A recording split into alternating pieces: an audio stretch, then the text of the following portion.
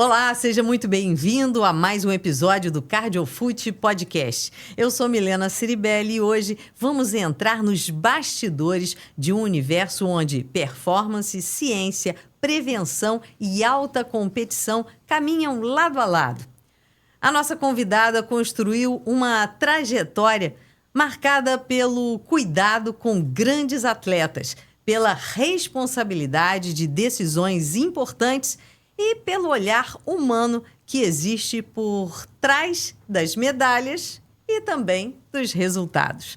Uma conversa sobre saúde, esporte e os desafios de quem atua diretamente no mais alto nível do esporte brasileiro.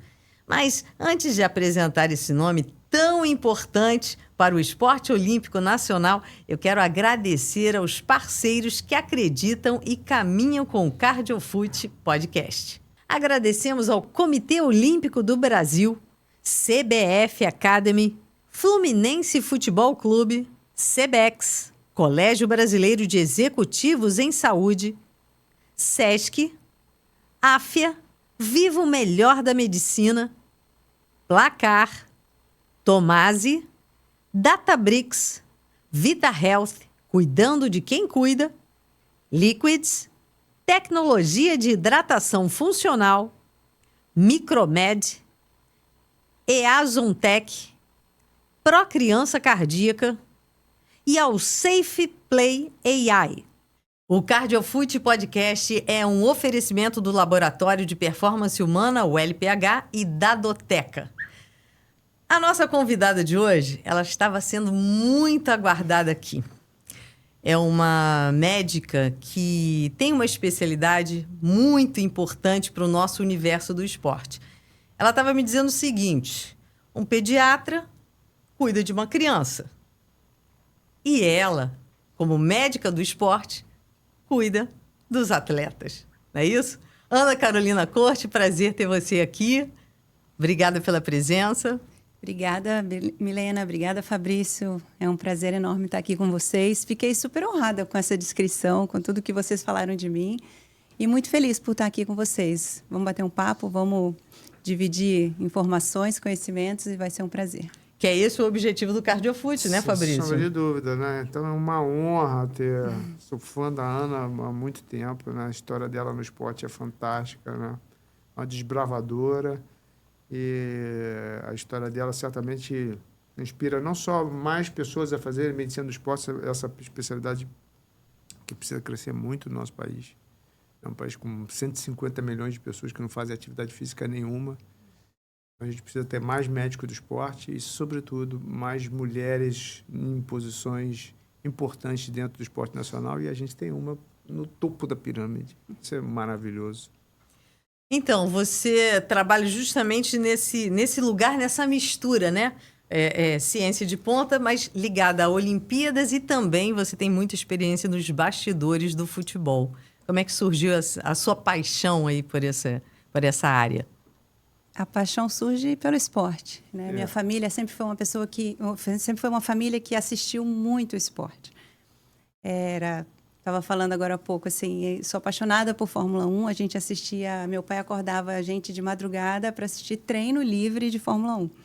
E daí emendava o final de semana assistindo qualquer coisa. Era Olimpíadas, acordava de madrugada, Olimpíadas de Sydney, esses horários malucos, a gente sempre acordou de madrugada para assistir, porque sempre foi a nossa paixão de verdade. Então, eu cresci nesse meio envolvido pelo esporte, pelo prazer de praticar o esporte também. E aí, quando eu fui terminar meu curso de graduação em medicina, você tem que escolher, né? O que você vai fazer, qual a sua especialidade. E aí eu olhava para todo lado e falava assim, o que eu quero fazer? O que eu vou fazer? E foi muito interessante que foi exatamente no meu último ano de faculdade que surgiu a residência em medicina do esporte. E essa residência, eu sou de Brasília, e essa residência tinha em São Paulo e em Caxias do Sul. Eu pensei, passar frio eu não vou passar. Então, prestei a prova de residência na USP para medicina do esporte. E aí, passei e saí de Brasília, mudei para São Paulo para cursar essa especialidade que é minha paixão, assim. não me vejo fazendo outra especialidade, outra coisa. A especialidade, ela não é só a medicina do esporte, o nome dela é medicina do exercício e do esporte. Então, assim, eu sou uma desbravadora do exercício, assim, eu levanto a bandeira do exercício porque a prática do exercício previne doenças, trata doenças e tem um lado encantador que é a medicina do esporte, que hoje eu tenho atuado mais com isso, com o alto rendimento mesmo, com isso que você falou, cuidado com o atleta.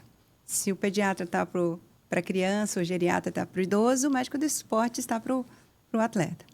E é nisso que a gente faz a diferença. Você é bem novinha, né? Mas você está falando da Fórmula 1, você conseguiu acompanhar o Senna? Você chegou a ver o Senna correndo? Vi o Senna correndo, era adolescente, assim, criança e adolescente, ainda vi. E o que nos encantou, né? Porque para acordar para ver os treinos, porque realmente eles são fãs. Não tenho dúvida, a história é muito parecida assim, com o que aconteceu na minha casa, né? Assim, uma das imagens que eu conto assim, pela minha paixão pelo esporte olímpico é meu pai me acordando para ver o Joaquim Cruz, falei isso aqui para o Robson Caetano, Joaquim Cruz correr em 84. Né? E isso aconteceu inúmeras vezes, né? A final então, assim, isso aí... Treino de Fórmula 1, não me lembro de ter acordado para ver. Treino livre, não é treino... Não qualify, é treino livre. Porque aí não tinha esse fluxo de informação, né? Eu lembro quando o Senna ganhou em 88, a gente ficou esperando a reprise, que passou 1h da tarde do domingo, o Grande Prêmio do Japão, em 88, tinha sido de madrugada, e a gente não sabia quem tinha ganho, porque o jornal não tinha dado, ninguém falou, e a gente não tinha esse fluxo de informação que tem hoje. Então a gente tinha que ver mesmo, tinha que acordar de madrugada para ver, que era apaixonado por fazer isso. Muito legal essa lembrança. Isso aconteceu muito. Aconteceu em Brasília, assim, a gente pegar o carro, meu pai colocar a gente no carro e a gente ir para São Paulo assistir um jogo do Corinthians, sabe, assim. Olha só. De carro, 17 horas de viagem.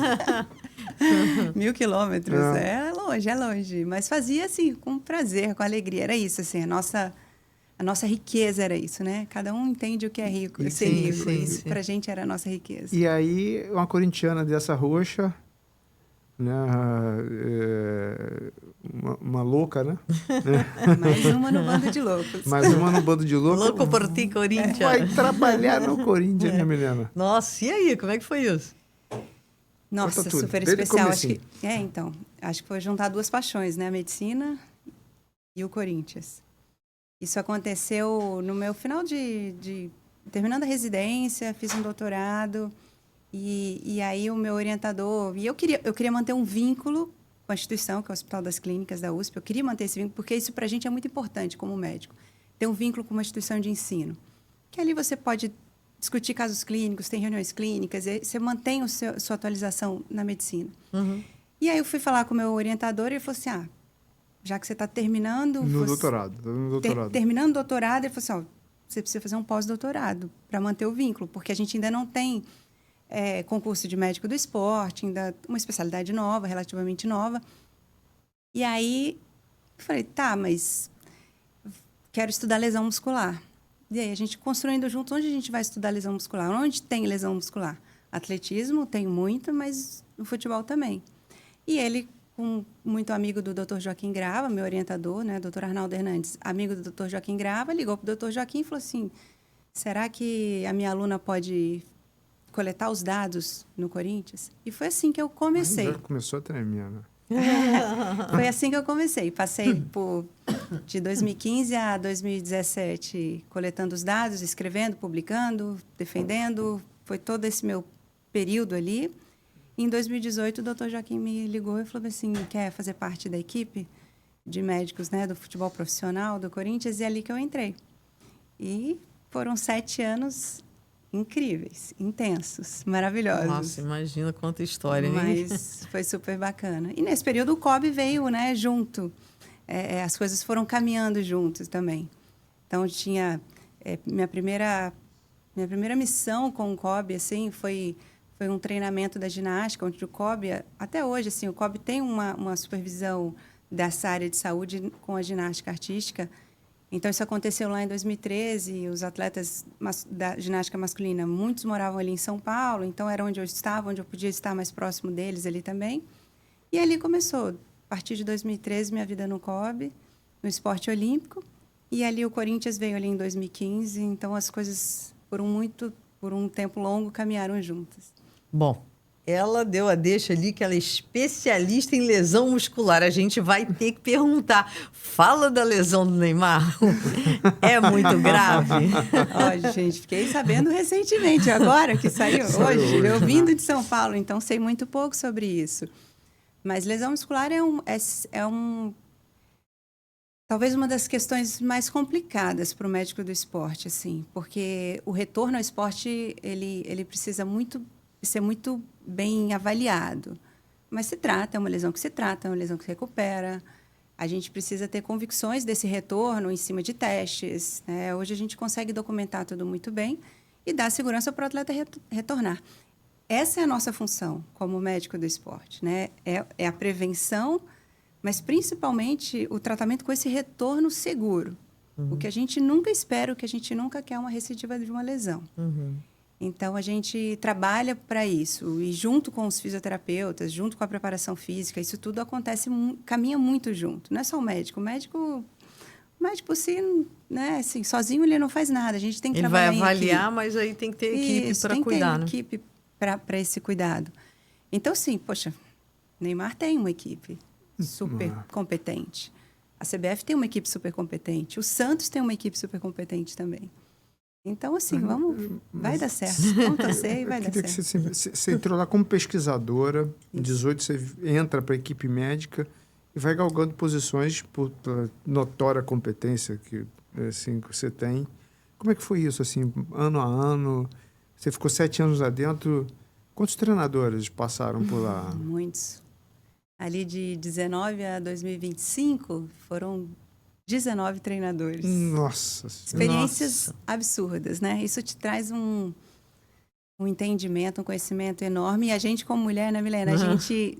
Isso. 19 vezes a gente precisou mostrar para todos eles que a gente era capaz de estar ali, né? Imagino. Então, a gente... Porque talvez... isso era lógico que ainda tem um sentimento, mas isso era... Eu não tenho certeza absoluta, né? Eu estou de 2015 no futebol, eu tenho certeza que isso a cada vez era expressado, e provavelmente, às vezes, até verbalmente, né? Pô, mas tem uma mulher aqui... Sim. Eu fui super bem recebida, sabe? Eu não tenho nem, assim, muito que me questionar do meu período no Corinthians. Mas eu fui muito bem recebida. Eu tinha medo de como seria o meu primeiro dia no estádio, como a torcida ia me receber, mas fui super acolhida por jogadores, comissões técnicas, todas essas comissões técnicas, diretoria. Mas claro que fica, assim. É um reduto masculino, né? E talvez por isso ainda eu tenha me formado tanto, me preparado tanto para estar naquele momento. Primeiro, para eu ter a certeza, a convicção de que eu poderia estar ali. Então, fazer um doutorado, fazer um pós-doutorado, ter especialização, tudo isso, primeiro assim, vai dar certo. Café no Bulho tem. Você pode estar ali. Ninguém vai dizer que você está ali por algum outro motivo. Sim. Que as mulheres, muitas vezes, né, são colocadas nesse patamar. Não, peraí. Olha a minha história, olha a minha formação, olha tudo que eu construí para estar aqui. Então, acho que primeiro eu tinha essa necessidade de provar para mim mesmo que eu teria condições. E aí, quando você faz isso, as coisas ficam mais fáceis. Dicas de passagem que os homens não precisam muito fazer, né? Ficar mostrando a competência que tem. Imagino que seja diferente, né? Muito, né? Exato. Então, isso a mulher tem que mostrar que ela tem doutorado, pós-doutorado, né? Isso essa semana eu vi notícia, depois busca isso aí para mim, gente. Pela primeira vez, uma treinadora num time masculino no futebol da Inglaterra. Não me lembro, não sei nem se de primeira ou de segunda divisão. Tá? Se puder checar aí, Letícia, essa informação, para a gente dar o nome. Então, você vê como isso é uma das coisas... ainda é raro, o que é uma verdadeira absurdo e a gente efetivamente precisa mudar essa situação. Isso. Ana, teve algum momento, assim, alguma competição ou algum atleta que fez você olhar de forma diferente os cuidados necessários para a performance dele? Eu acho que toda vez que a gente depara com uma lesão mais grave, assim, a gente repensa o que a gente deixou de fazer, né, que poderia ter tido um destino diferente ali para o atleta.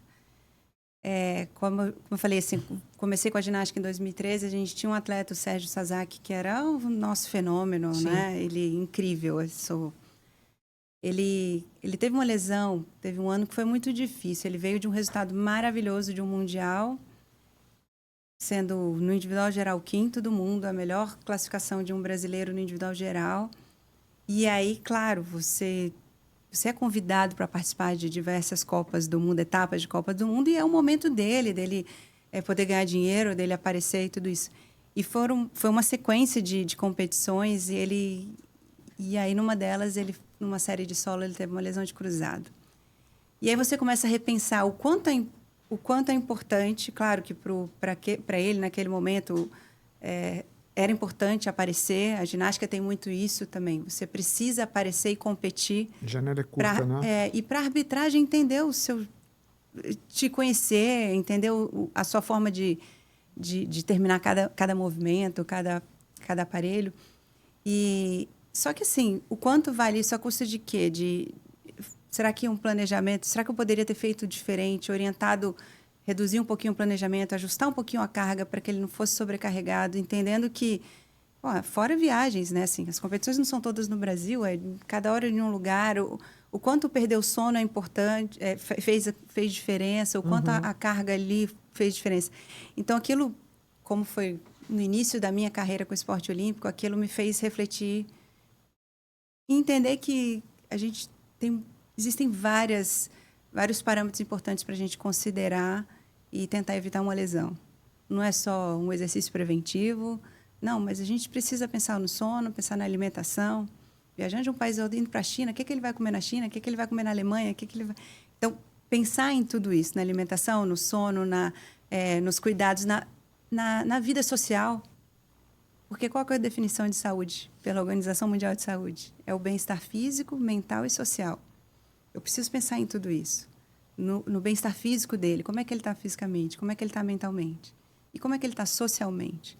Então, aquilo me levou a uma forma diferente de lidar com a medicina do esporte. Sabe? Você está com quantos Jogos Olímpicos de verão e inverno? Inverno. Foi legal esse, né? Esse foi o meu primeiro Jogos de Inverno. Foi incrível. Imagino. Verão desde a Rio 2016. Então, foi Rio, Tóquio, Paris. E agora Milano... E praticamente E Milano Cortina. E a nossa organização já está sendo, não só para Los Angeles, já está sendo para Brisbane também. A gente já está organizando tudo isso. Ontem eu mediei um painel sobre Jogos de Inverno. Aí estava o Pat Burg, né? Vai dar certo, né?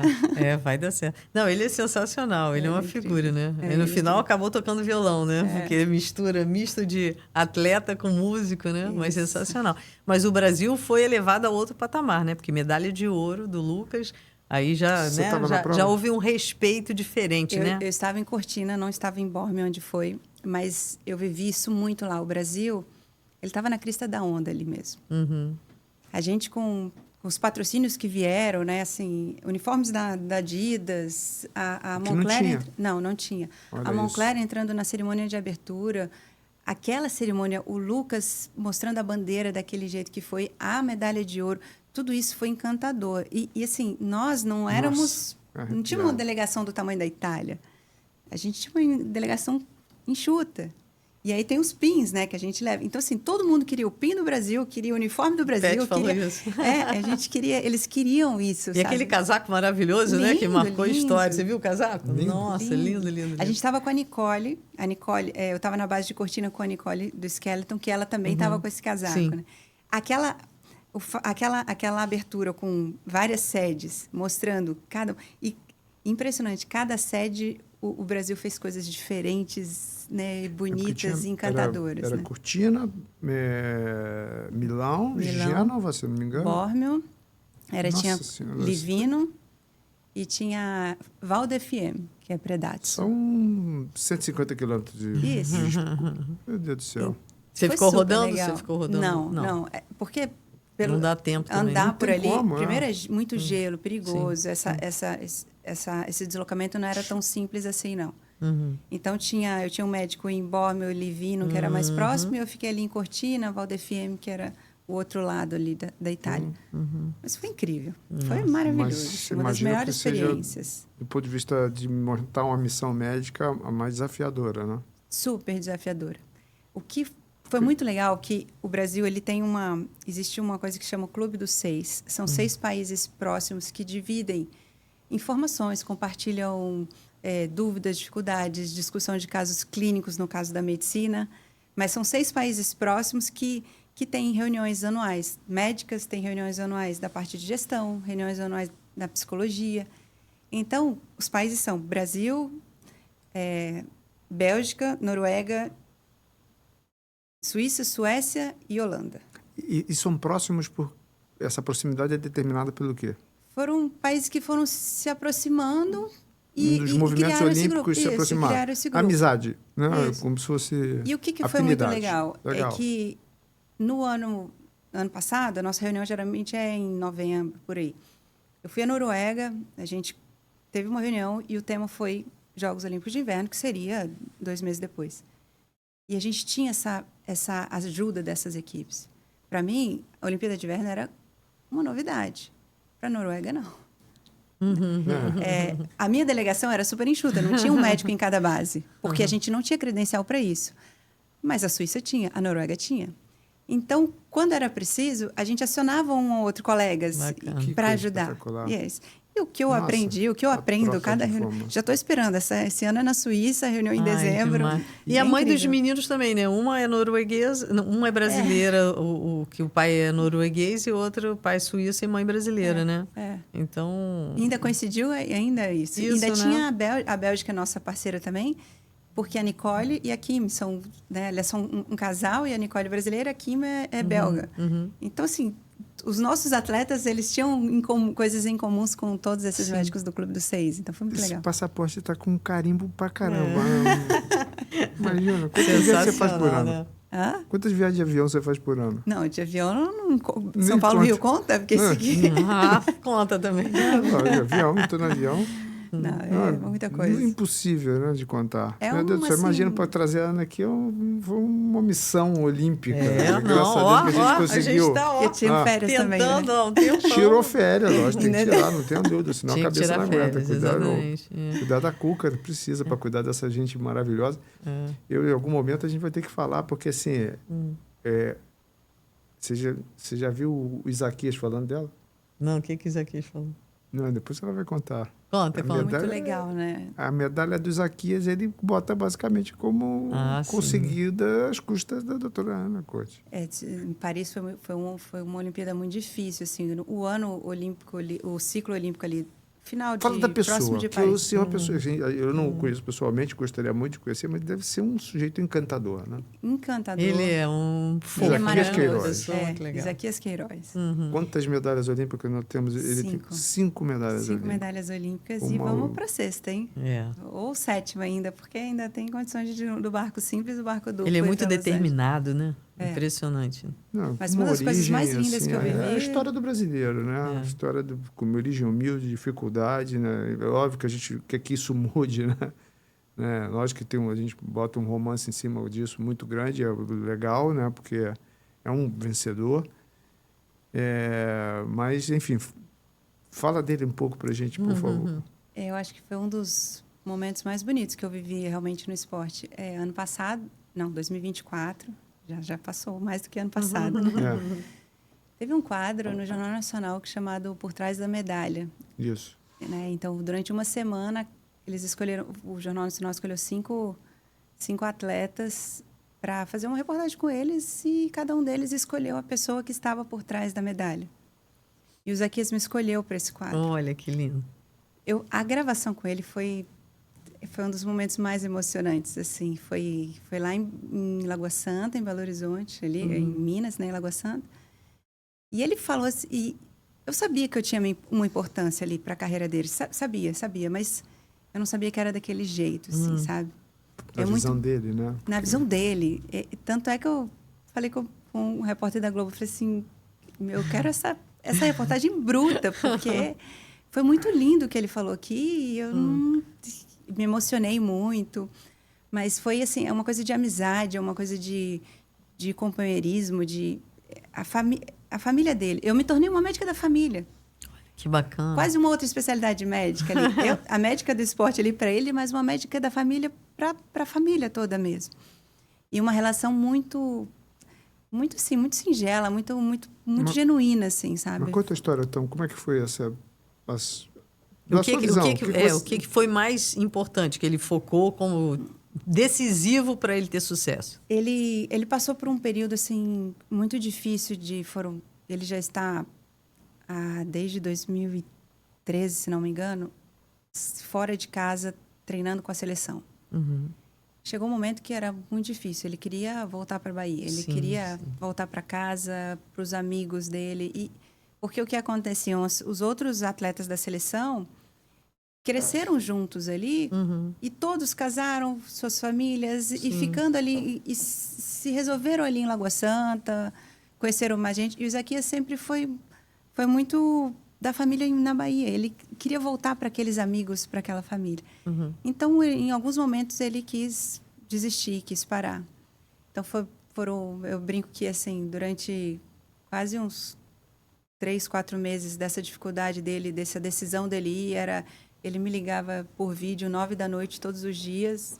Eu podia estar fazendo o que fosse, ligava por vídeo e a gente conversava 1 hora. E eu mostrando para ele que ainda tinha caldo ali, né? Ainda dava para sair alguma coisa e que ele, até pensando em parar, ele tem que se preparar para isso, né? O COB tem um programa muito legal, que é um programa de carreira de atleta, que é exatamente pensando nessa transição de carreira. E a gente me conversava, falava, ele colocava as dores, eu estou assistindo isso, e aí eu intermediava, às vezes, alguma coisa com o COB, com o treinador, com os outros colegas. A gente vai fazendo esse papel de conciliador ali, mostrando para ele que ainda dava, ele ainda podia conseguir ali uma medalha, buscando. E foi para Bahia um período, aí voltou, e foi super confuso, mas a gente foi conseguindo controlar a fera. E aí ele foi, né? Fez tanto espetacular, né? O filho dele tem o nome do ídolo dele, né? Sebastião. Muito legal isso, né? E olha, quando eu já viajei muito com o Isaquias, ele faz questão de conversar com o Sebastião e se comunica, tá?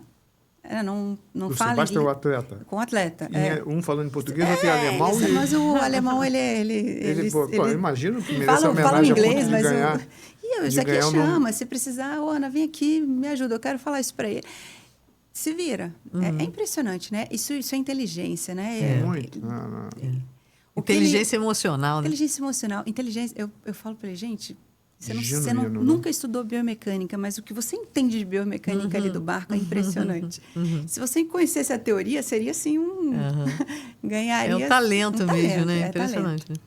Ana, qual foi o maior desafio que você já passou assim com um atleta? Algo que você teve que ajustar, muitas coisas que você teve que fazer para poder ele ficar bem em equilíbrio? Eu diria que... Em geral. Talvez esse momento com o Isaquias foi o mais sensível de todos. Né? A chance ali da gente talvez... Era um ídolo, né? Um ídolo muito... Já era ídolo. Daí, em 2016, ele já tinha virado um ídolo nacional. Pelo carisma, né? Pela maneira como ele...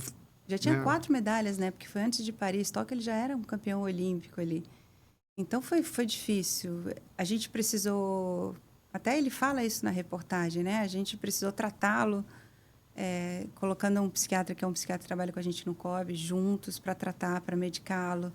E isso não é fácil, né? Você vê uma pessoa que você gosta tanto e acredita sofrendo em situações, né? Saúde mental, de fato. Então, esse foi um ponto talvez mais delicado, assim, que talvez eu tenha colocado mais energia, tenha sido esse momento. Mas que eu faria a mesma coisa, de novo, se fosse preciso. E o Brasil agradece. Com certeza. As medalhas estão aí para provar, né? Você foi a primeira mulher a chefiar um departamento médico de um clube da Série A, né? Nossa, que coisa, hein? Isso é muito, hein? O Corinthians, o Timão. Eu já falei isso para ela, quando contando essa semana para minha esposa que a gente ia te entrevistar, e eu contei isso, ela falou assim, ai, coitada. Futebol é encantador, né? Futebol é maravilhoso, assim. A rotina do futebol é muito dura. E a pressão do futebol também é Ainda muito mais difícil. É o mais, né? Acho que é mais do que a rotina de trabalho. Gente. Exatamente. É muita Um cobrança. bando de né? loucos por trás ali. Né? Bando de loucos, da Ibope, né? Assim, Tudo que acontece no Corinthians, como o Corinthians e Flamengo, o que acontece... Exatamente. Mas foi assim... Escalona de uma forma... Foi uma escola. É. Uma escola de eu aprender a me posicionar, sabe? Foi uma escola de medicina mesmo, de reabilitação, de entender, de lesão muscular, né? De aprender, porque é onde a gente tem ali muito. Foi uma escola de saúde mental, de fato, sabe? Assim, é claro que eu tenho um terapeuta aí há 10 anos, 15 anos, mas... Todos temos, né? Todos temos, isso todos. faz parte. Mas foi momentos muito, muito bacanas, assim, coisas que eu vivi que foram muito especiais. Minha família é corintiana e talvez um dos momentos mais também incríveis meus foi um jogo contra o Fluminense em Brasília, no Mané Garrincha, e com os meus sobrinhos todos entrando em campo com os jogadores, minha avó, meu pai e minha mãe na arquibancada assistindo o jogo e eu ali fazendo o jogo em Brasília, na minha cidade. Nossa Chegar senhora. de avião, entrar nas ruas de Brasília, no Eixão, naquelas ruas, né, de quem é brasiliense, que eu cresci, quem é brasiliense sabe bem. Quem estava no antidoping, quem estava fazendo era um professor meu da faculdade. Então tudo se encaixou assim de uma forma muito brilhante, sabe? Foi realmente muito especial. Perdemos esse jogo, não foi muito legal, mas assim, tenho memórias muito, muito bacanas. Você tem um ídolo do Corinthians? Tenho vários ali agora, né? Na verdade, assim, não posso deixar de falar do Cássio, porque já era um ídolo pra gente, pra mim como corintiana, mas conhecê-lo, que pessoa incrível, que pessoa sensacional. Ele parece de gente boa. Ele é uma pessoa que olha para tudo. Ele olha para o time, ele olha para os jogadores, mas ele olha para os funcionários. Ele busca ajudar. A gente passou momentos muito difíceis com a pandemia. Assim, redução de salários para todo mundo. Então, ele tinha esse cuidado de entender, vocês estão precisando de quê? E aí, ele, líder dos jogadores, ele resolveu o problema de muitos funcionários ali. Tornou-se, sim, talvez o meu grande ídolo dentro do clube. Deu um título para a gente.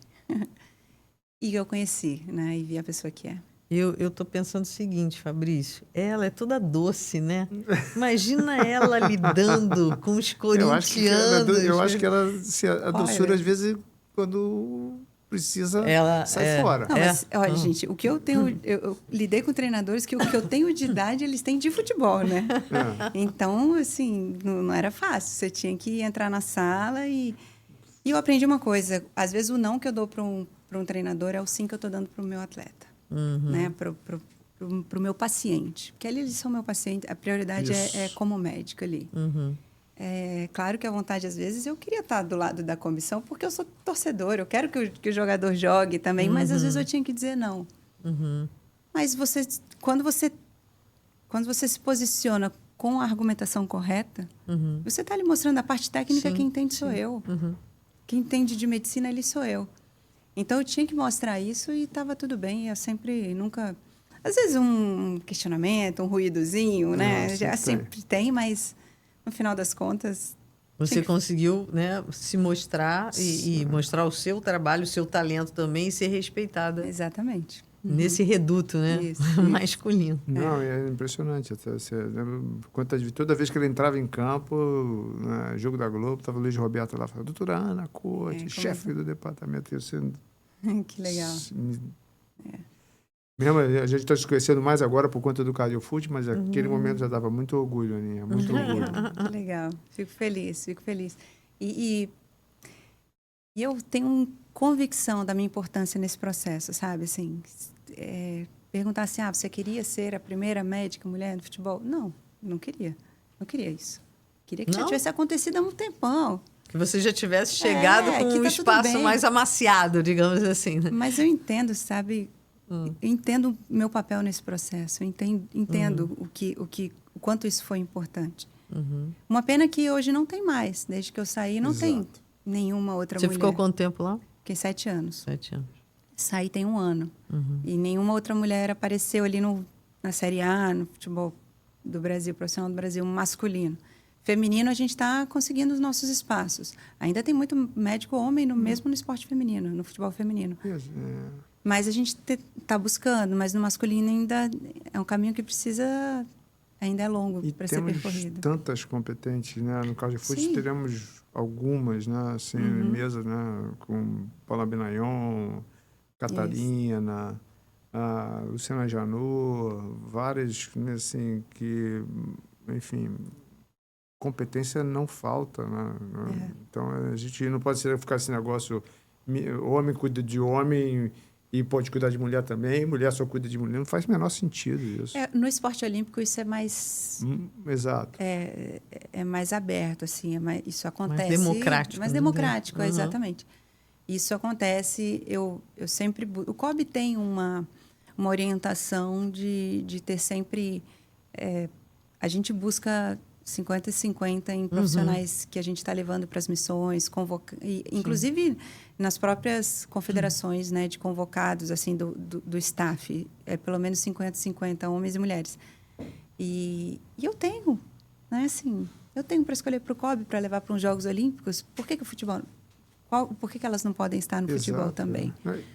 E o próprio cuidado, né? Assim, hoje eu falo com muito orgulho, né, que o Fluminense dá exatamente, pelo menos do ponto de vista cardiológico, e certamente do ponto de vista musculoesquelético também, ortopédico, o mesmo tratamento para homens e mulheres. Legal. Então, assim, eu faço a avaliação do time feminino exatamente igual. E eu me lembro como as mulheres, como você falou, não era para ser assim, né? Quando elas chegam para fazer exame, vocês vão fazer um exame no mesmo lugar que o Fred fez, na época do Fred, no mesmo lugar, na mesma bicicleta que o Ganso pedalou, pelos mesmos médicos que avaliaram o Martinelli. Então, assim, elas ficam extremamente felizes. Mas isso é para ser normalizado, não é para ter esse tipo de coisa, né? Então, assim, hoje a gente... E aí, quando você começa... Isso fica claro que você olha, tá vendo?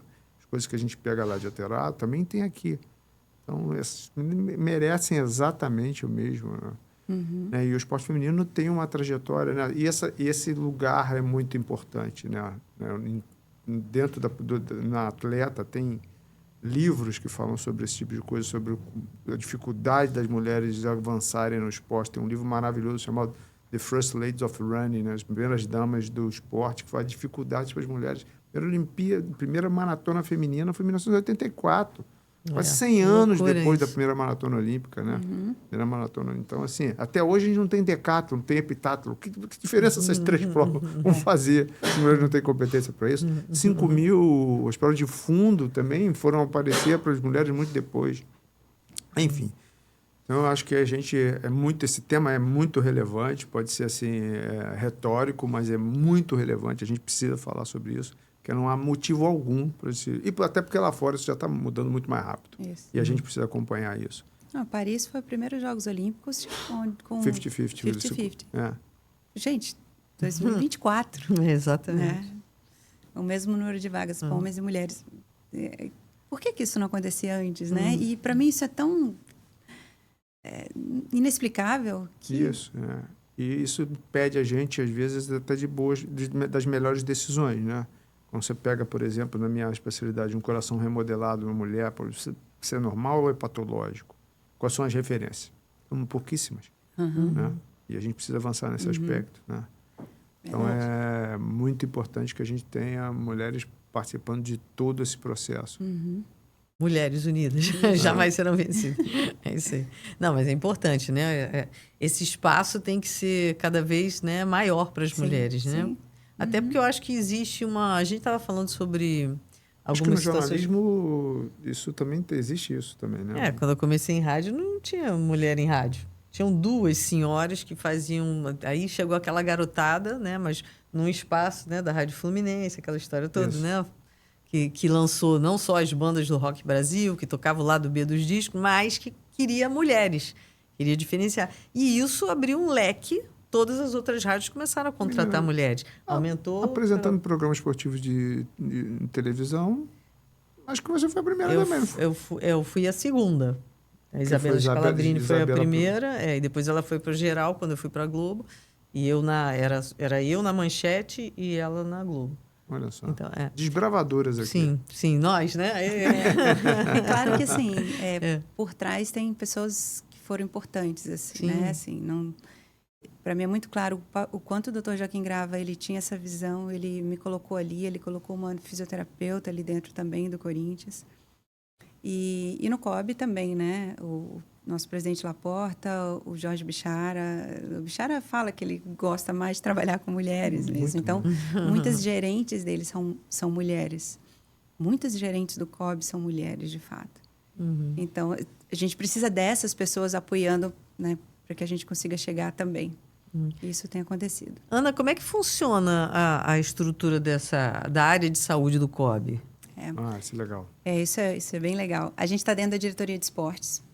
E existem algumas gerências dentro da diretoria de esportes. A gerência de saúde é uma delas.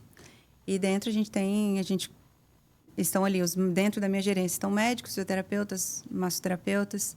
E o nosso objetivo é cuidar do atleta para que a gente deixe ele o mais tempo disponível para o treinador dele, para que ele treine. Certo. Como que eu trabalho com performance? Gente, eu só atuo na performance se eu deixar ele treinar.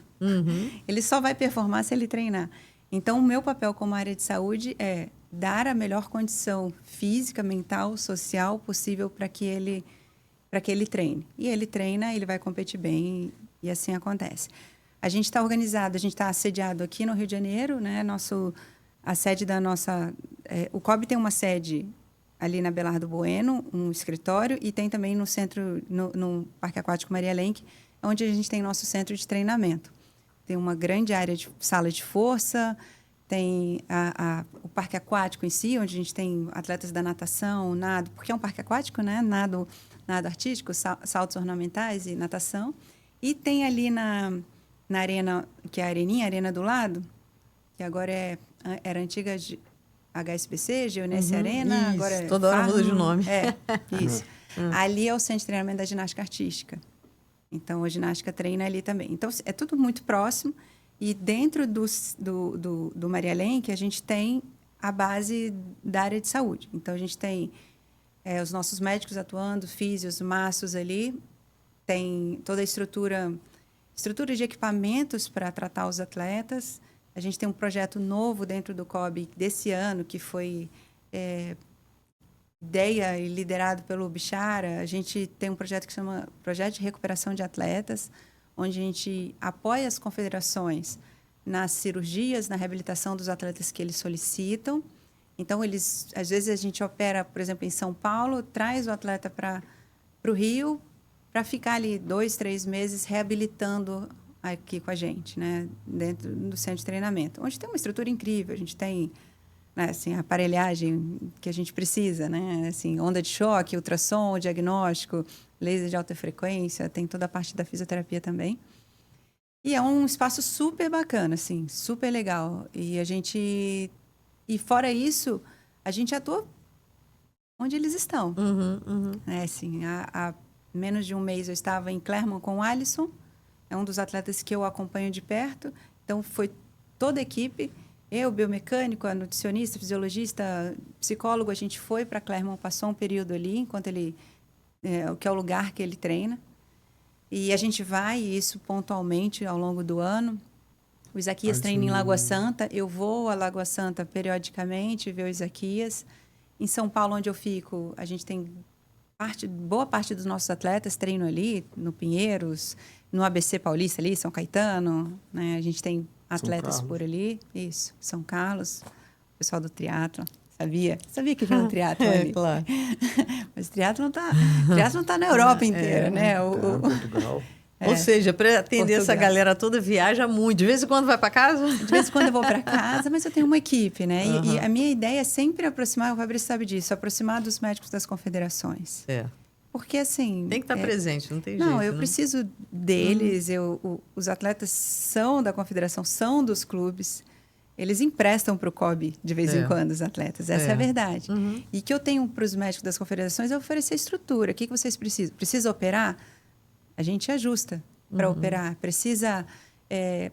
o meu atleta... A confederação às vezes me pede. Eu tenho um atleta que vai fazer um training camping na Europa e eu queria um fisioterapeuta. Tá bom.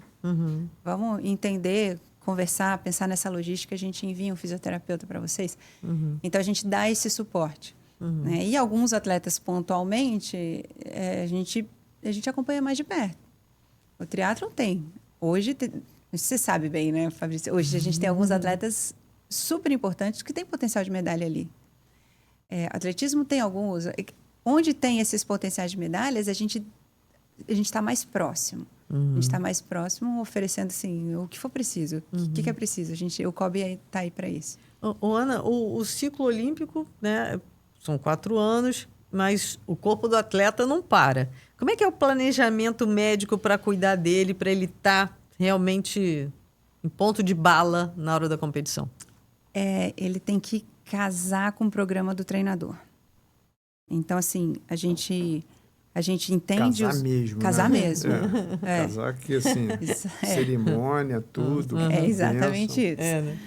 A partir do programa do treinador, o treinador divide com a gente qual que é o programa de treino do atleta. Eu tenho isso, assim, o treinador do Isaquias, que é o Lauro, ele é ótimo. A gente divide, começa a temporada, ele tem um programa de treino do ciclo inteiro. Certo. Qual que é o programa de treino do ciclo? É esse daqui. Quais são as competições importantes aqui? Onde a gente quer... Qual a competição que vale para a corrida olímpica para conseguir a vaga na Olimpíadas? Essas competições. Que momento ele vai ter o descanso? As avaliações de ano cardiológicas para a participação inicial do ano para todo mundo. Tem que ser feito. Avaliações bioquímicas para entender a resposta do treinamento nesse período, junto com ajustes sempre de correção do sono, orientando isso. E tá com um telefone 24 horas, porque os nossos atletas são pessoas, né? São pacientes, e eles ficam doentes também. E a gente tem que intervir rápido. Porque a intervenção rápida, você diminui o tempo de afastamento. É aquilo, voltando no assunto. Quanto mais disponível deixar o meu atleta para o treinador, melhor ele performa. Em geral, eles têm essa consciência ou tem uns que escondem? Não vou falar que eu estou com dor de garganta, ou não sei o que. Né? Ou não, ou geralmente eles já... O atleta olímpico tem muito futebol. O futebol, às vezes, tem essa né? daí. Porque é uma disputa pelo esporte coletivo. Você disputa... Sim, o espaço ali, a vaga. Também. Então, eventualmente, você não quer dizer que está sentindo alguma coisa, que tem alguma lesão. Mas aí vale a confiança. Você conquista. Confiança se conquista. E aí você consegue. Nos esportes individuais não pode acontecer isso. O cara tem que estar, né? O atleta tem que estar perfeito para... É muito diferente. Muito. São 2 experiências incríveis. Mas é muito diferente. É muito claro o papel da gente no esporte individual. O comportamento nas férias do atleta é algo assim absurdo. Diferente. Imagina no futebol, então, né? Tem uma volta... Futebol, se eles têm um final de semana, ele já muda tudo, já né? muda. Já liga a churrasqueira. Exatamente. Não, porque a gente vê muito, né? Eu tenho vários amigos, atletas realmente de alta performance. Muitas vezes, não, eu vou dormir cedo. Mas peraí, mas amanhã você não tem competição. Não, mas eu tenho que dormir cedo porque eu vou treinar. Tá? Sabe? É outra disciplina, né? Você tem esse sentimento, né? A gente estava falando, saúde também é o cuidado social. Sim, lógico, é importante. A pressão do futebol, ela é absurda. Muito. Então, fazer um churrasquinho, assim, eu acho que faz parte. É saudável também. Lógico. É saúde também, né? Não tenha dúvida. Uma das... Estou falando da pressão, né? E aí a gente tem 2 aspectos, né? A pressão aumentou muito com as redes sociais. Muito, né? Sobretudo os atletas são muito jovens, são muito agarrados, igual... São, às vezes, 22, 18 já são celebridades. A gente já tem...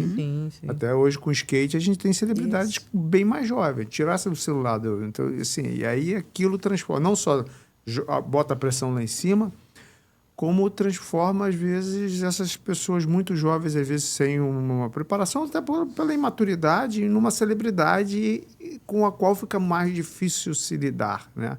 E aí, muitas vezes, aí viram...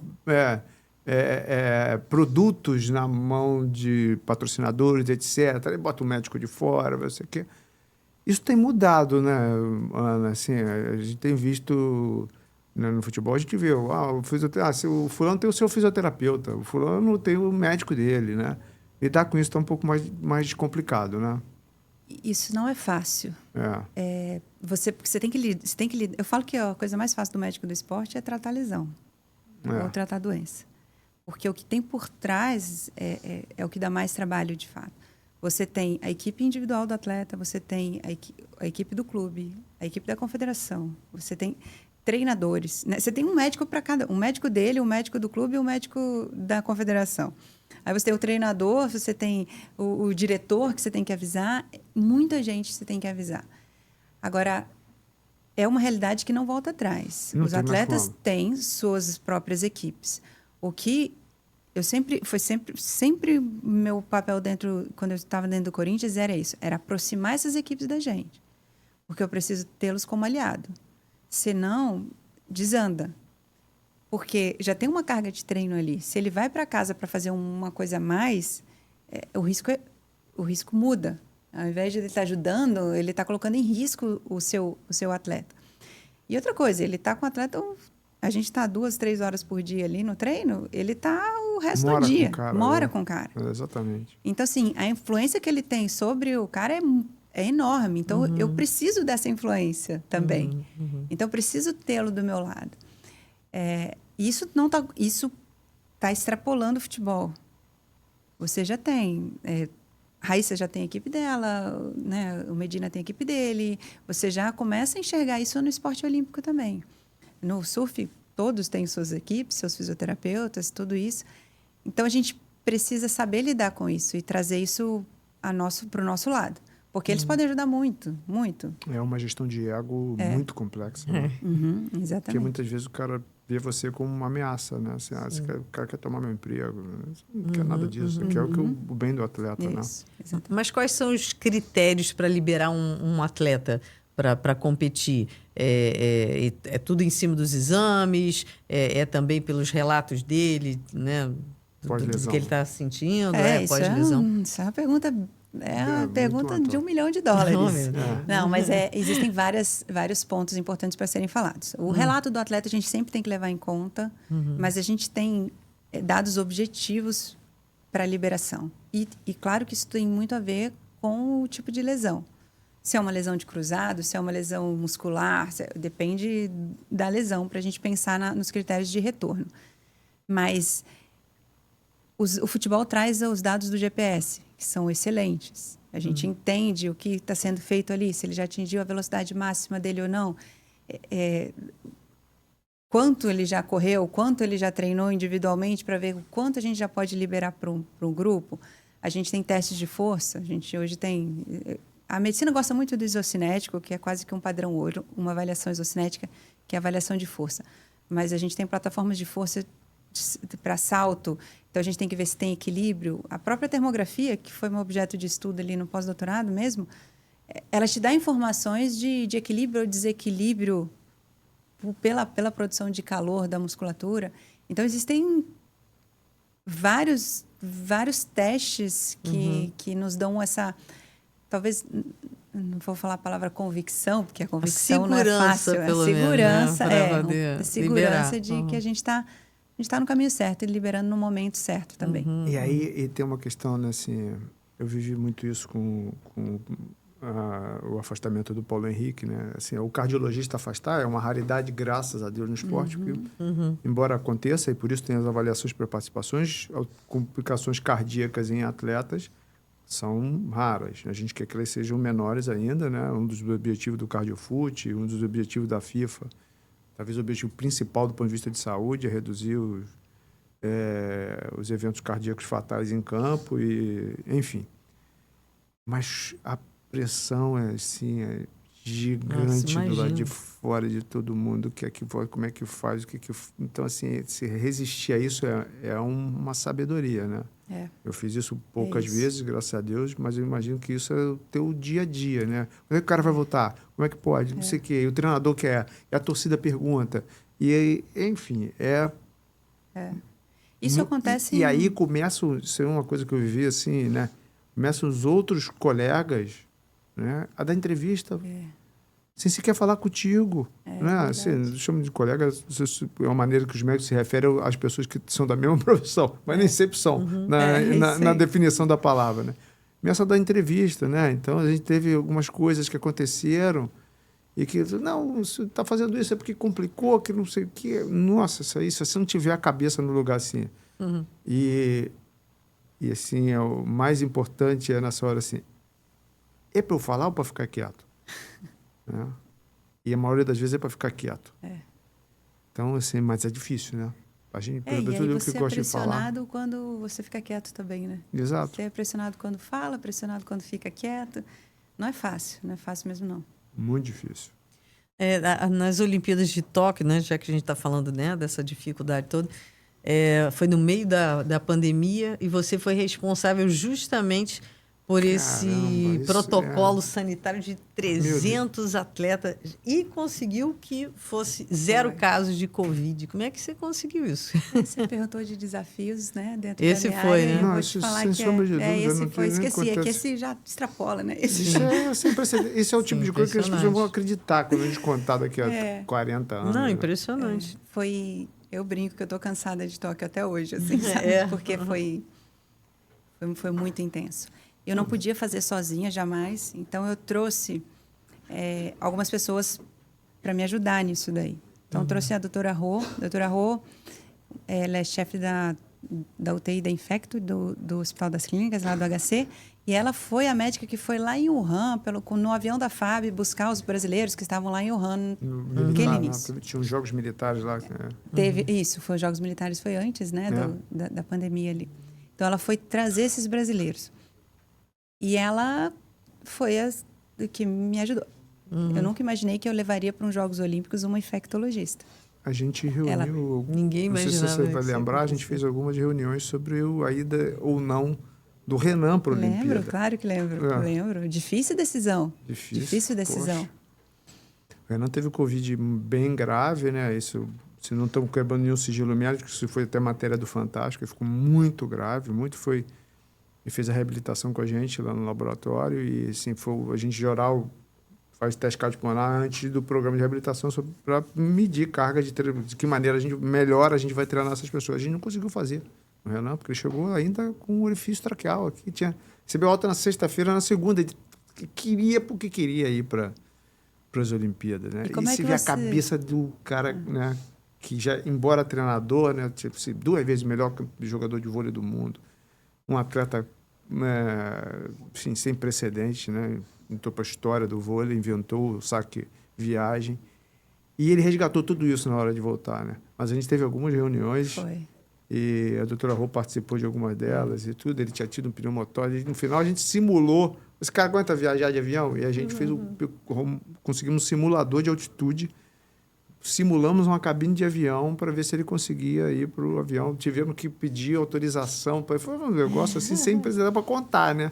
Porque ele não podia ir direto para Tóquio. Planejamos, né? Isso também, né? Isso, ele tinha que fazer um pit stop, ficar em Frankfurt para ir depois. Isso. Tá bem para caramba, acabou de ser campeão coreano de vôlei, campeão nacional. E aí, essas nossas decisões são muito difíceis, porque...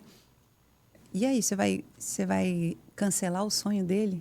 Que é estar nos Jogos Olímpicos como treinador, é muito duro isso. Só que, ao mesmo tempo, ele estaria nos Jogos Olímpicos, 1 mês depois de ter saído da UTI, alguma coisa assim. Era muito pouco. A Olimpíada em junho, a gente teve 8 semanas. 8 semanas, 2 meses. É muito pouco. Ele estava entubado. Então, são decisões difíceis e que a gente tem que pesar a saúde, mas tem o sonho também, tem aquela... A gente tenta dar toda a condição possível. Foi o que a gente fez. Parou na Europa, parou em Frankfurt, dormiu em Frankfurt. Não foi só parou, fez uma conexão e seguiu para o Japão, não. Parou, dormiu, a gente pôs o médico junto, né? Foi o Malzahn, foi junto, viajou com ele. A gente foi... Mas foi incrível. Assim, fizemos, assim, foram meses de preparação, tentando entender uma coisa que era... incompreensível, porque a gente não tinha informações para trás, vai olhar sobre pandemia, sobre Covid, a gente não sabia, mas a gente elaborou critérios, protocolos e realmente deu muito certo. Nossa delegação tinham 300 e pouquinhos atletas, 313, não me lembro ao certo o número, Sim. mas nossos atletas. Mas a delegação completa, a gente tinha por volta de 750 pessoas. No Japão, foram feitos testes todos os dias. De todo mundo. De todo mundo. olha que Todos os loucura. dias, Suave durante... nasal. Não, Suave era de óleo saliva. Era Saliva. saliva. Foi saliva. Ah. Menos mal. Menos mal. Porra. E a gente ficou em média 30 dias, porque eram 15 dias de jogos, mais 15 dias aclimatando, você tem que ir antes, porque o Japão, né, o fuso horário e tudo isso. Então foram mais de 21 mil testes, e a gente não teve nenhum teste positivo. Foi a nossa... Sensacional. Eu me lembro, o Laporte era chefe de missão nessa, eu lembro muito bem disso. No último dia ele falou assim, essa foi uma das nossas medalhas de ouro, né, que o departamento médico trouxe. E de fato foi mesmo, né? Permitir que os atletas competissem, porque o que a gente fez foi isso, conseguir organizar de uma forma que eles competissem. A gente pensou em tudo. Lá no Japão, se um testasse positivo, o companheiro de quarto ficaria isolado. Então a gente pensou no seguinte, não vamos deixar 2 levantadores do vôlei no mesmo quarto. Porque se um testa positivo, a gente perdeu o levantador. Vocês tiveram que Porque ter uma não tem. estratégia, né? Olha A gente pensou isso. em tudo. A gente pensou em tudo. As 2 goleiros também não podem ficar do futebol. Certo. A gente começou a organizar, assim, é muito legal, porque você sai, né, Depois que acaba, né? Meu Deus do céu. O xadrez da Mas saúde, bem né? depois, porque eu ainda estou cansada, né, que eu comecei, bem depois que Qual vai acaba ser a mesmo. jogada, né? Foi também a delegação que eu mais levei médicos, pensando exatamente nisso, porque eu precisava desse suporte Sim. na doutora Rô, como infectologista. Eu tinha também a doutora Beatriz, que ela vai estar no CardioFoot também, que ela me ajudou muito na organização disso, porque os testes, todos os dias, às 5 da tarde, saíam os resultados. No meu e-mail e no dela. E eu falava para ela assim, vamos olhar só meia-noite. Porque tem... Se tiver alguma competição 5, 6 da tarde e der um positivo, eu vou ter que tirar o atleta. Espera um pouquinho, né? Deixa eu competir, depois a gente olha. Eu acho que até hoje, quando dá 5 da tarde, eu já fico com medo. Assim, tem essa lembrança. Tem o trauma, né? Que dá angústia. Mas vocês se preocuparam também bastante em manter o nível alto de imunidade de cada um, né? Assim, Sim, o tempo todo. vitaminas, né? Sempre... Eu acho que o nosso principal ponto foi a educação. E eu vi isso lá. Lá, a gente indo para, por exemplo, a competição de boxe, o leste europeu, eles colocavam a máscara para baixo, não tinha esse cuidado. Nossos atletas, o tempo todo, acho que eles foram muito bem orientados e educados à importância disso, manter o distanciamento, o uso de máscara. A gente por muitas semanas, a gente encontrava virtualmente com atletas de várias modalidades. Vamos falar sobre isso. Esse cuidado é importante, a Covid é isso, a transmissão acontece assim. Você pode ficar perder a sua competição por isso. Já foi adiado um ano. Né? O estresse já estava ali, já teve esse adiamento. E ainda agora, de repente, perder por uma infecção de um colega, às vezes.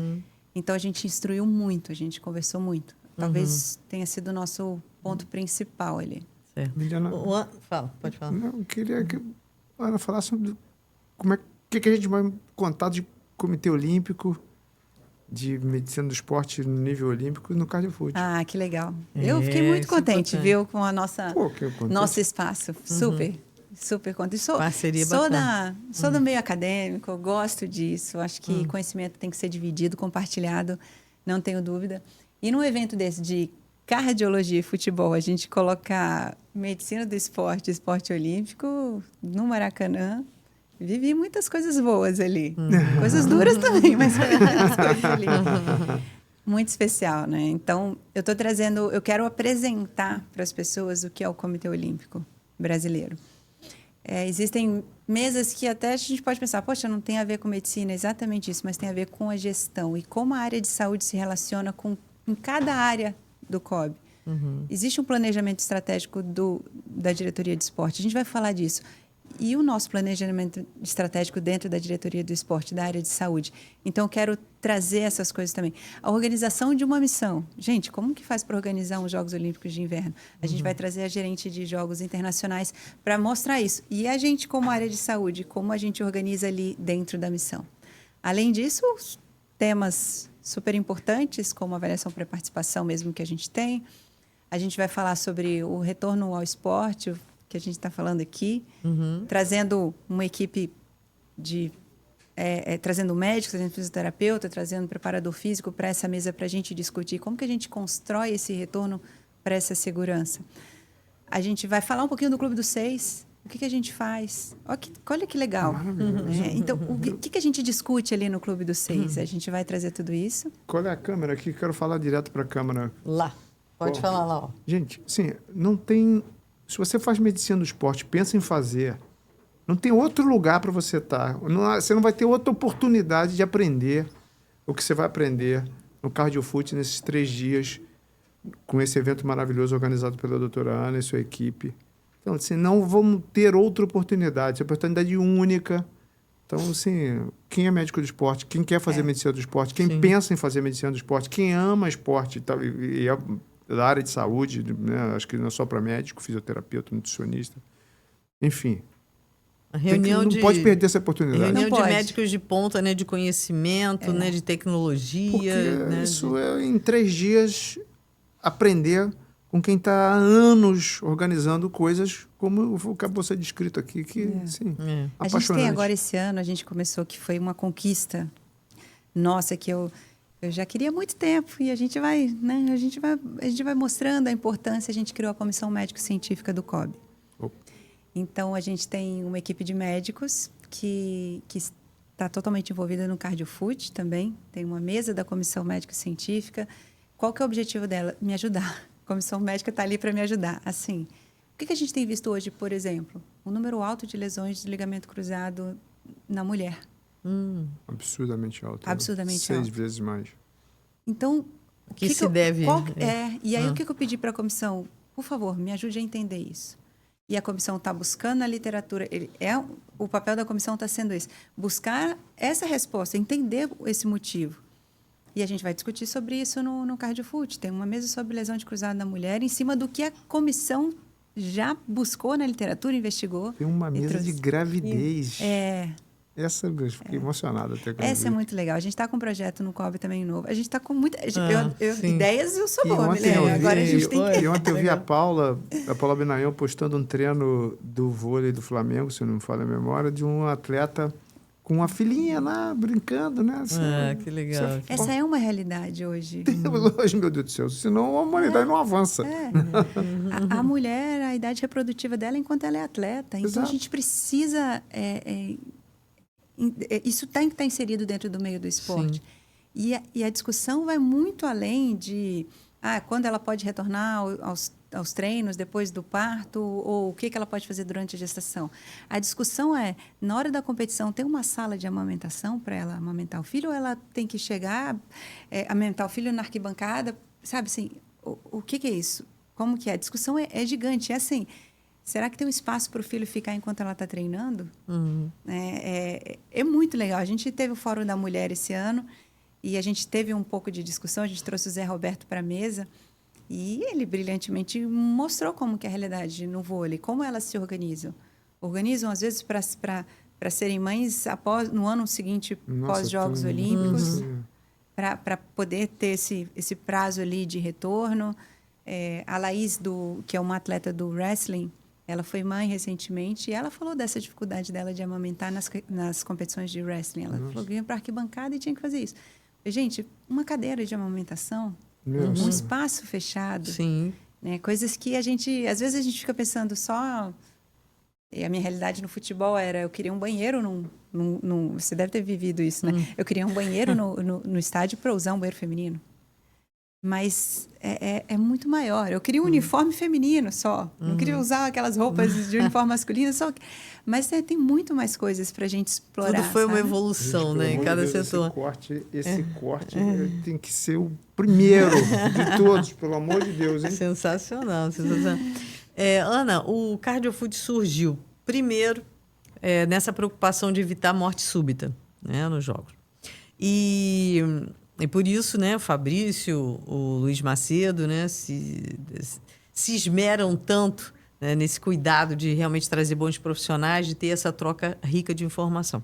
A gente estava conversando, né, outro dia a respeito dos problemas de doping, né, e como eles são nocivos para o coração. Você já passou por algum momento muito dramático dentro do seu trabalho que você teve que lidar, porque o Fabrício sempre fala, o médico tem que acolher, né, o Sim. atleta, porque se ele não está ali para poder dar esse suporte, às vezes vai ser, né, o desfecho disso vai ser pior, não o desejado. No alto rendimento talvez seja um pouco diferente, né? A gente tem pouca experiência, assim, com atletas que testaram positivos no alto rendimento mesmo. E quando isso aconteceu, foi iniciativa deles buscarem, né, por fora alguma Ciclismo, coisa. acho que teve uns casos. A gente teve o caso no vôlei feminino, quando a gente estava em Tóquio, inclusive. Então, a gente tem alguns casos pontuais. Mas o médico é exatamente isso. A gente precisa, mesmo uma pessoa infringindo a regra, ela precisa ser acolhida. Precisa ser acolhida, precisa ser cuidada da parte física, porque existem repercussões clínicas claras sobre o uso de anabolizantes, por exemplo. Isso, né, aumento da pressão arterial, né, dislipidemia, tudo isso. Mas, de novo, voltando no conceito de saúde, física, mental e social. A gente precisa acolher, cuidar da parte física, da parte mental e da parte social desses atletas mesmo. Eu falo o seguinte, às vezes no consultório me procuram, doutora, eu quero tomar um hormônio, quero alguma coisa assim. Eu tenho até tranquilidade de dizer assim, nem isso eu sei fazer. Né? Assim, se tiver indicação, eu tenho um atleta que tem indicação, que até publica isso também. Ele tem síndrome de Klinefelter, ou seja, um cromossomo X a mais, déficit de produção de testosterona. E eu trouxe a professora Berenice, professora titular de endócrino da USP, e ela conduziu esse caso. Eu estou junto. Pedi a autorização de uso terapêutico, ele tem essa autorização para usar, porque o único tratamento é a reposição de testosterona de fato. A gente faz isso já desde 2019, um nadador, assim, com resultados, também esteve em Jogos Olímpicos, mas com toda a autorização, e com o acompanhamento médico. Ele tem autorização, mas ele acompanha, porque ele faz a reposição, né, de hormônio. Então, tem todo esse acompanhamento. Quando existe a indicação, nem isso eu faço. Eu tenho um endócrino de referência para fazer, porque isso é uma especialidade médica também. Isso tem que ser muito bem feito. Então, assim, não corro nem o risco de prescrever isso para atleta, porque não é a minha especialidade na minha área. Como a ciência ajuda a separar aí o cuidado real do excesso de cautela, né? Ou excesso de confiança? Isso é muito legal, porque o esporte vive no limite, né? No seu limite. A medicina do esporte, ela também trabalha com o limite. Mas o tempo todo colocando na mesa quais são os riscos. É o risco compartilhado. A gente nunca toma uma decisão sozinho. A gente põe na mesa o atleta, o treinador, a equipe, às vezes até a diretoria na mesa, e fala assim, olha, existe esse potencial risco disso daqui. Enquanto não for risco de saúde, a gente compartilha. Quando for risco de vida, né, na verdade, aí sim o médico tem a obrigação de tirar, isso a cardiologia tem esses pontos. A gente traz o cardiologista junto, entendeu? Nesses momentos a gente traz o cardiologista para tomar decisões. Mas quando existe uma decisão, olha, isso pode colocar em risco a vida do nosso paciente, aí a gente toma a decisão. Mas quando o risco é de uma lesão, o risco principalmente lesão, a gente compartilha. E aí a gente vai no limite. Você está disposto a viver esse limite? O Renan foi assim. Não era um risco de vida para ele, mas existia um risco ali. Vamos colocar na mesa. Trouxemos diversos... Nossa, devia ter uns 6, 7 médicos naquela sala aquele dia, né? Em especialidades diferentes. Cardiologista, infecto, pneumo, médico do esporte.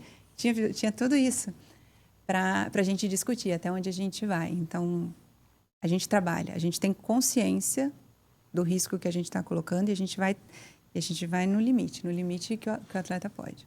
Você estava falando aí que você conviveu muito, né, com Isaquias, né? Então, com a canoagem, com outros esportes olímpicos e com o futebol. Qual é a diferença assim maior de lidar com um atleta de cada área? Acho que a maior diferença é o esporte individual e coletivo. Sim, principalmente. O esporte individual, a gente tem muito o que fazer pelo esporte individual. A gente está inserido mesmo no contexto deles de dia a dia de treino. O esporte coletivo... E assim, existe um interesse muito grande deles pelo nosso cuidado. Não estou falando que isso não existe no esporte coletivo, mas é diferente. Uhum. Porque se você não está bem num dia, no esporte coletivo, tudo bem se o outro tiver. Sim, Pode dar certo. certo. Um E compensa também, lá o outro. qualquer coisa substitui, Aham. né? Que ali, que pode dar certo. Mas se o atleta individual não estiver bem, não vai dar certo. Então, e por isso é muito legal trabalhar com esporte individual. Você dá um trabalho danado. Sim, imagina. Porque é uma equipe. Ele é uma equipe. Uhum. Então, todo dia esse acompanhamento. E quanto mais o esporte olímpico, né? Que tá lá, se prepara para a Olimpíada ponta e do no iceberg. dia, coitado, tava bem, né? Os 4 anos e no dia não dá certo. Eu tenho impressão também que a pressão... O futebol é uma panela de pressão absurda, né?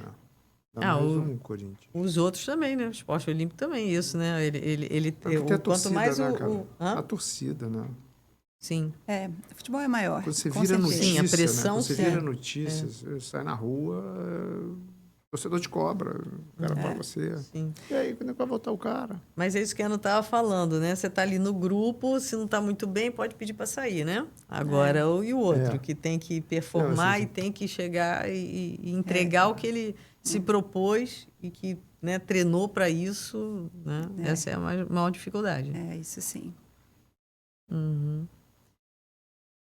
Diga, o que você quer perguntar para ela ainda, que a gente está chegando no final, eu tô infelizmente. doido para começar o cardiofute para ver esse palco olímpico. Cara, vai ser muito legal. Vai ser muito legal. Eu também tô doida por isso. Eu tô não doida. vejo a hora. Não vejo a hora. Eu tô com um problema, porque eu quero assistir tudo. Como é que faz? Uhum. Você tá em todos os lugares, tem jeito? Como é que vai estar Você tem experiência em estar em vários lugares ao mesmo tempo. Você é multimídia. A gente vai ter a gravação depois? Vai, né, É Tassi? uma Cadê o oportunidade. Ana, você Vai. estava falando aí do cruzado, eu fiquei curiosa para saber. Chegaram à conclusão por que as mulheres estão tendo mais? A gente está estudando, e Tá aí o estudando ainda. Cardiofute, você Vai, está convidada para o Cardiofute. painel do Eu vou, Cardiofute claro que eu vou. sobre isso. Mas eu fico pensando sempre assim, as mulheres hoje, elas estão fazendo movimentos, exercícios que só os homens faziam, né? Só CrossFit, né? Não é, o corpo não é realmente diferente, não tem uma fragilidade maior assim em relação, estou falando da fragilidade no sentido, homem tem mais músculo, não é isso? Então, por isso ele também tem mais força, não é? Isso existe, sim. A mulher tem... isso é muito legal, que quando eu estudo até termografia, a gente vê isso. A mulher tem mais gordura, então isolante térmico, tem tudo isso interessante. A anatomia da mulher é diferente. Certo. Então, talvez seja isso. Demandas cada vez maiores, né, para uma anatomia diferente, talvez seja um dos motivos. Mas é isso que eu coloquei na mão da comissão médica para ela buscar informação e trazer e compartilhar com a gente. Acho que vai ser um... Sabendo os determinantes, fica mais fácil de montar programas de prevenção. Né? Sim. Porque os programas de prevenção, se as lesões, se os mecanismos de lesão são diferentes, os programas de prevenção vão ser diferentes também. É isso que está faltando. Mas é legal ouvir pessoas... Desculpa, Milena. Não, pode falar. Pessoas de modalidades diferentes. Sim. Ouvir o médico do skate, ele vai ter experiência nisso. Da ginástica, vai ter experiência nisso. Do vôlei, do handball. Vamos entender, vamos conversar. Às vezes, o do rugby já entendeu assim, pô, mas quando eu faço isso, reduz um pouquinho. Então, vamos compartilhar informação. Quando a gente começou falando sobre isso, a importância de compartilhar e dividir informações. Claro. Isso daí para o esporte olímpico crescer. Não, porque a gente sempre fica pensando que pode ser uma sobrecarga, né? Exigir Pode demais ser. do músculo. Mas nem sempre, né? Podem ser vários fatores. Vários fatores. Às vezes, sono. Não está dormindo bem? O filho nasceu. Acorda, né, de madrugada para amamentar. Tem tantas coisas envolvidas que podem... Ou, às vezes, não é nem o filho, é a mãe que está doente. Sim, né, sim. Que gera uma preocupação. Essa demanda por performance não vai voltar para trás. Isso é uma coisa que ele vai fazer, né? Porque, assim, no final de contas, o esporte de alto rendimento é para ganhar. Né? Então, assim, diminuir a sobrecarga vai ser... Eu acho que vai ser... o que a gente vai ter que aprender nas mulheres é como trabalhar com a demanda que hoje existe. Que é nova. Que é nova. E talvez seja a recuperação. Exato. Que é cada dia mais importante. Sim. Recuperar. Recuperação, o sono recupera-se, a alimentação também. Mas existem métodos de recuperação. Né? A literatura fala a importância de vários. A recuperação ativa, a recuperação passiva, a massagem, a bota de recuperação, a crioterapia, o calor. Né? Existem diversos métodos. Cada vez eles são mais bem estudados, entendendo. Para uma recuperação de 24 horas, talvez a massagem é um ponto importante. Né? Para recuperação mais curta, você tem que repetir o estímulo, como a natação, de manhã e de tarde. Talvez a recuperação ativa seja mais importante, por isso que eles soltam tanto continuam nadando depois de uma competição. Certo. Então, hoje a gente já tem isso. E talvez seja uma forma. Se a demanda vai existir, continuar a mesma ou mais das mulheres, a gente tem que recuperar para essa demanda, né? Então, a gente tem que recuperar o corpo para isso. E aí investir em estratégias de recuperação também. Você acha que já vai ter a orientação toda aí para ajudar aí as mulheres quanto ao problema do ligamento cruzado? Porque temos Copa Feminina ano que vem e já tem essa preocupação também, né? É, um dos pontos mesmo. Um dos alertas foi em cima disso também. Sim. E a gente tem... A medicina não é fácil, né? Você não consegue ter uma resposta assim. Sim. Não é uma ciência exata, né? Embora vocês façam... E precisa de ciência. Então, juntar esporte e ciência no mesmo lugar. Faz E todo ainda sentido. aquilo, né? E mulheres que estão menos presentes, né, no alto rendimento. Como é que você faz ciência se você ainda não tem dados suficientes para isso? Exatamente. A gente está buscando. Por Eu isso nunca que vou existe desistir da ciência. É isso. Por isso que existe o Cardiofoot, né? Para misturar ciência e esporte. Exatamente. É isso Bom, aí. é isso. Você quer fazer mais uma consideração? Pegou o fim, né? Não, Poxa a gente vida, quer ficar conversando. Eu ficava aqui mais 2 horas. Não, né, eu também. contando só Não, pessoa maravilhosa, além de ser uma médica incrível, né, de ter essa história toda para contar para gente, que a gente só quer saber mais, né? Conversar é bom, A medicina olímpica brasileira não podia estar em melhores mãos, né? Ah, Fabrício, obrigada. Isso aí, assim, estamos muito, muito, muito contentes de ter você junto com a gente no Cardiofoot. Eu não tenho dúvida que vai tornar esse evento ainda mais histórico. Né? Levá-lo para o Maracanã, um desafio gigantesco, mas com essa turma por perto fica mais fácil. A gente vai junto, né? É, vai dar certo. Que bom, obrigada. A gente quer agradecer muito mesmo. Nós estávamos aqui ansiosos e o papo foi uma delícia, né, Fabrício? Sensacional. Que bom, obrigada. Obrigada por compartilhar o seu conhecimento com a gente também. Conta comigo sempre. Contaremos 2026, 2027 e assim vai. Para frente. Estamos chegando ao fim de mais um episódio do Cardiofoot Podcast. Hoje, depois de uma conversa tão importante sobre saúde, performance, prevenção e o universo do esporte de alto rendimento, eu quero agradecer então aos parceiros que acreditam nesse projeto. São empresas e marcas que entendem a importância de investir em conhecimento, cuidado e inovação para o futuro do esporte e da saúde no Brasil. Agradecemos, então, ao Comitê Olímpico do Brasil, CBF Academy, Fluminense Futebol Clube, CBEX, Colégio Brasileiro de Executivos em Saúde, SESC, AFIA, Viva o Melhor da Medicina, Placar, Tomasi, Databricks, Vita Health, Cuidando de Quem Cuida, Liquids, Tecnologia de Hidratação Funcional, Micromed, EASONTech, Procriança Cardíaca e ao Safe Play AI. O Cardiofoot Podcast é um oferecimento do Laboratório de Performance Humana, o LPH, e da Doteca. Muito obrigada, então, Ana Carolina, por sua presença e por essa simpatia sua, né? Conhecimento e tá tudo aqui, né, junto, né? Nossa, porque foi fantástico. Que bom, fico feliz, fantástico. Adorei também. Aumentou exponencialmente a minha expectativa mais pelo esporte olímpico no Cardiofoot. Eu também estou ansiosa. Vai ser ótimo, vai ser muito bom. Até lá, então. Obrigada, gente. Tchau, gente. Até a próxima. Tchau, tchau.